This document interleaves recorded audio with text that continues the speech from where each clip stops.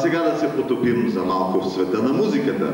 Позволете ми да ви представя една малка, но много добра певица, София Бардарова, която ще изпълни песните "Обичам те, майко Българио" и "Цвете в душата". Аплодисменти!